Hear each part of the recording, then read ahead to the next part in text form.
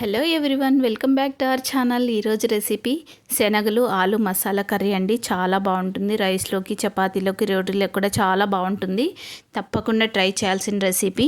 ఇవి నైట్ అంతా నానబెట్టి పెట్టుకున్నానండి. పొద్దున్న కర్రీ చేసుకోవచ్చు. మనం కుక్కర్ తీసుకొని కుక్కర్లోకి వేసుకోవాలి.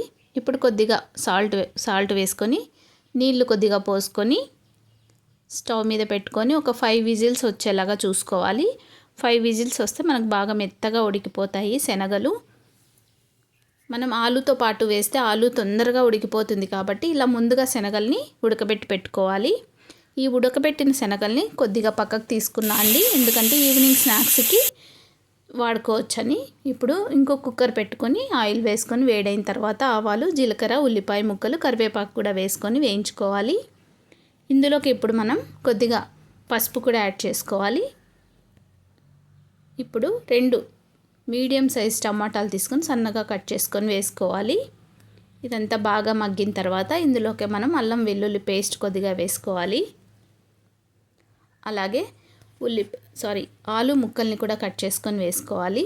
అలాగే ఉడకబెట్టుకున్న శనగలు వేసుకొని ఒకసారి మిక్స్ చేసుకోవాలి. ఇప్పుడు మనం ఇందులోకి ధనియా పౌడర్, రెడ్ చిల్లీ పౌడర్ వేసుకొని కలుపుకోవాలి.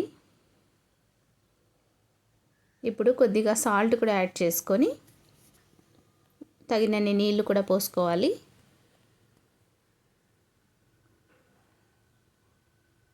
ఇప్పుడు ఇదంతా కూడా బాగా కలుపుకొని మూత పెట్టేసి ఒక 2 విజిల్స్ వస్తే సరిపోతుందండి.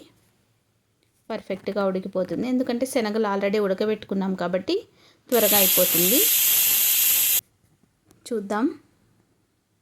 మన వేడి టేస్టీ కర్రీ రెడీ అయిపోయిందండి. చాలా బాగుంటుంది. తప్పకుండా ట్రై చేయండి. వీడియో నచ్చితే లైక్ చేయండి, షేర్ చేయండి, సబ్స్క్రైబ్ చేయండి.